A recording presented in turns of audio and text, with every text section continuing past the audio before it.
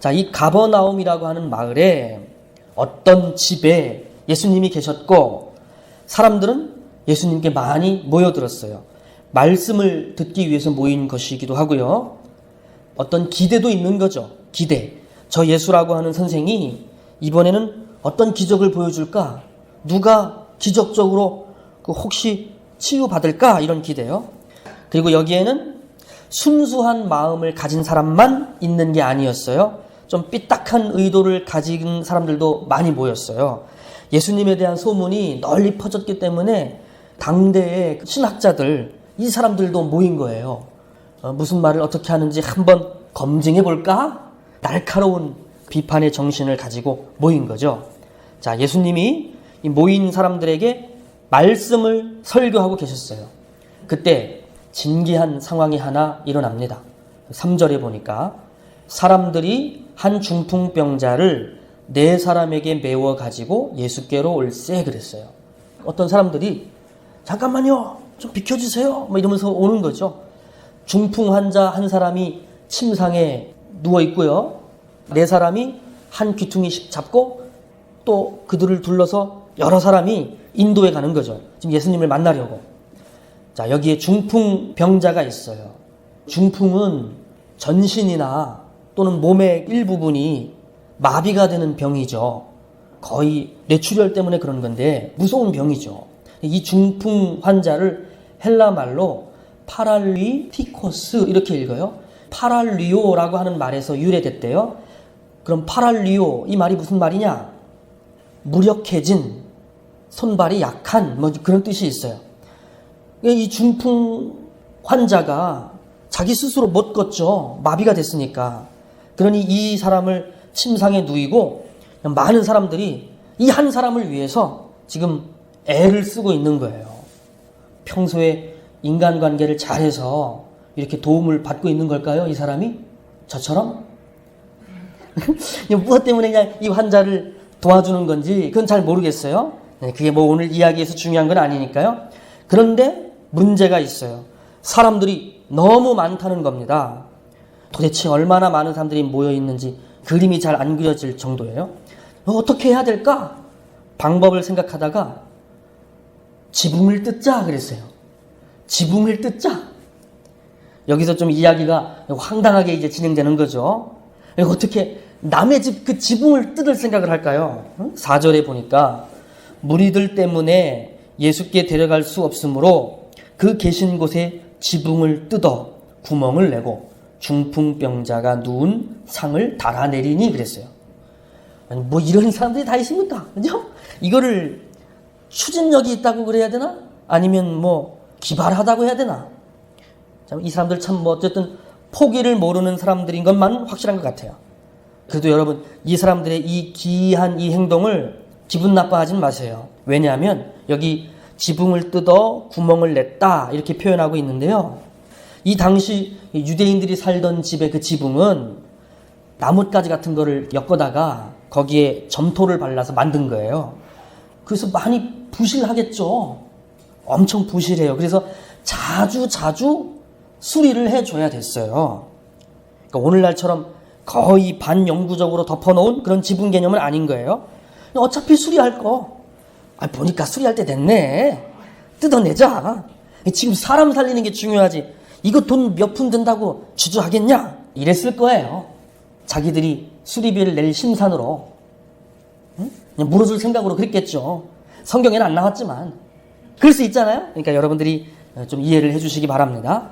그래서 이 사람들이 지붕을 그냥 다 뜯어내고 침상 4귀퉁이에다가 줄을 매달았는지 어쨌든 이 중풍병자를 예수님 쪽으로 이렇게 달아내리고 있는 거예요. 이렇게. 예수님 말씀 전하고 있는데 아마 예수님도 이 진기한 광경을 지켜보고 계셨겠죠. 자기를 만나기 위해서 주변 사람들을 아랑곳하지 않는 이 사람들 얼마나 절박하면 저럴까 이런 느낌이 드셨을 거예요. 가난한 사람들 그리고 절박한 사람들 그리고 몸을 자기 마음대로 쓰지 못하고 있는 불쌍한 환자 예수님이 쳐다보시면서 마음이 애틋해지셨던 것 같아요. 5절에 이렇게 말씀하세요.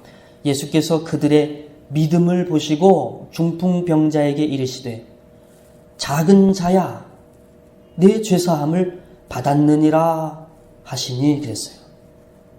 자, 여러분 여기에 문제의 발언이 있어요. 이날 말씀을 듣기 위해서 모인 사람들 중에는 아주 날카로운 신학자들도 몇몇 있었어요. 무섭죠, 이 사람들. 예수님의 그 말씀 한마디 한마디 꼬투리 잡을 거 없을까 막 이렇게 그냥 신경을 곤두세우고 있는 자들이에요. 근데 지금 중풍병자에게 예수님이 하신 말씀이요, 작은 자야 너 죄사함을 받았다. 이 말씀, 이게 오늘 문제의 발언입니다. 예수님은 이 불쌍한 환자에게, 무력한 불쌍한 이 중풍 환자에게 작은 자야 이렇게 부르셨어요. 키가 작았을까요? 왜 작은 자야 그랬지? 작은 자야, 이거를 헬라말로 보니까 테크논 이렇게 읽어요. 테크논, 이 말은 보호자가 사용하는 애정적인 호칭이래요. 내 아이야 또는 내 아들아, 이런 표현이에요. 애틋한 느낌의 표현이에요. 어떤 따뜻한 그런 감정이 담긴 말이죠. 그러니까 이런 게 아니에요. 야 거기 조그만해, 이런 게 아닌 거예요. 예수님이 이 중풍 환자를 보시고 마음이 뜨거워지신 거예요. 참 딱해 보이는 거예요. 그래서 마치 병에 걸려 있는 그 어린 아기를 그 부모가 안타까워하면서, 아주 안타까워하면서 이렇게 부르는 것처럼 아가야 하고 이렇게 부르시는 거죠. 아이고 딱한 것, 아가야 너 많이 아프니, 이런 감정이 담긴 말이죠. 아가야 이렇게 부르셨어요. 자, 근데 이건 문제가 아니죠, 그렇죠? 문제는 그 다음에 하신 말씀이에요. 뭐라고 하셨죠? 너 죄사함을 받았다 그러셨어요. 죄사함을 받았다. 여러분, 예수님이 갑자기 왜 이렇게 말씀하셨을까요? 작은 자야 지금 너 병고침을 받는다 이렇게 말씀하셨으면 좋잖아요. 예수님 멋있다. 지금 자기가 병을 고친다는 얘기 아니야, 이렇게 했을 거예요, 그렇죠? 그렇게 말씀하시지 왜 갑자기 난데없이 뜬금없이 환자에게 너 죄사함 받았다 이러시는 거냐고요. 이게 무슨 의미일까요, 그렇죠? 일단 이 말씀을 들은 사람들의 반응을 먼저 보죠. 6절이에요, 6절. 어떤 서기관들이 거기 앉아서 마음에 생각하기를, 7절. 이 사람이 어찌 이렇게 말하는가? 신성모독이로다. 오직 하나님 한 분 외에는 누가 등이 죄를 사하겠느냐 그랬어요. 자, 여기 어떤 서기관들이 그랬죠. 이 서기관, 이 사람들이 바로 유대교 신학자들이에요. 이 사람들이 수근수근 된 건 아니고 속으로만 생각했대요. 마음에 생각하기를, 뭐가 어째? 뭐 죄를 사한다고? 이거 신성모독이잖아. 하나님 외에 누가 죄를 사할 수 있지?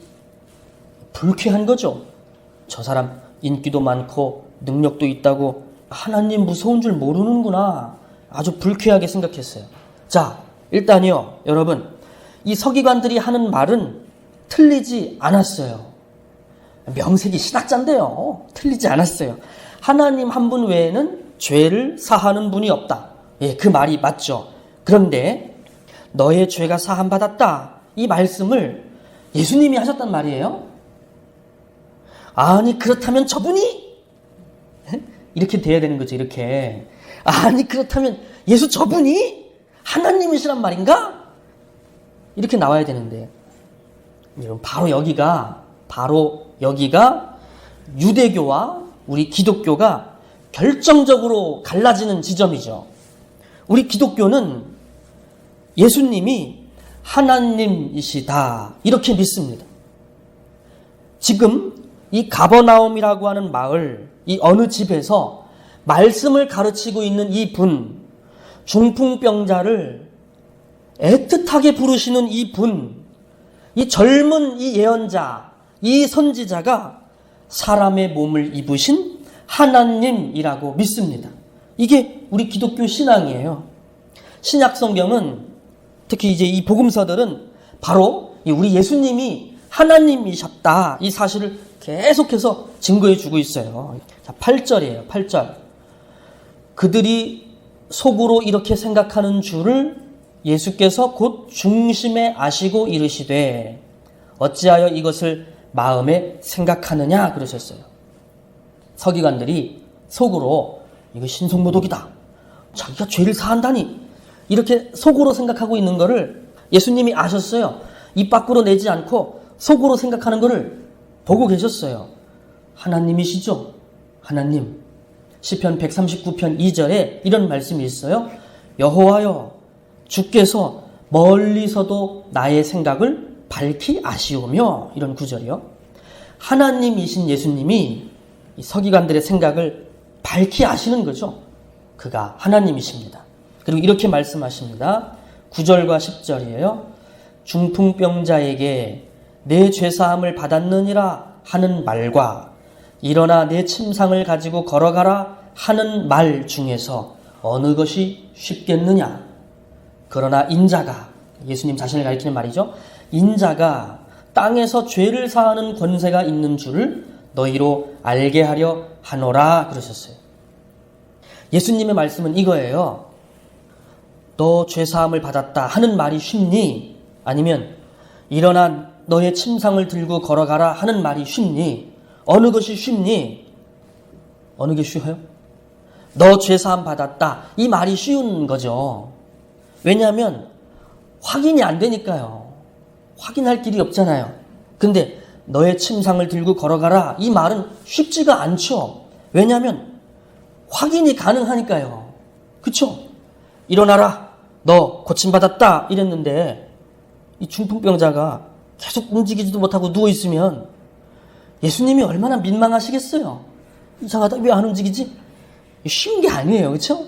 또 제자들은 또 어떻겠어요? 뭐지? 우리 선생님 오늘 컨디션이 안 좋은가 봐. 야, 비타오백 챙겨드렸어? 민망한 거죠. 서로. 제일 민망한 사람은 환자죠. 환자. 일어나라고 그러셨는데 사람들 다 자기 쳐다보고 있는데 안 움직이는데 민망한 거죠. 서로 민망한 거죠. 혹시 그럴 일은 없지만 혹시 그럴 수 있는 상황이니까 어느 게 쉬운 말이에요. 일어나 너의 침상을 들고 걸어가라. 이 말은 어려운 겁니다. 자, 여기까지는 이해가 되시죠? 어려운 거예요. 자, 근데 이제 예수님 말씀은 이겁니다. 자, 그런데 이제 내가 증명해 보이겠다.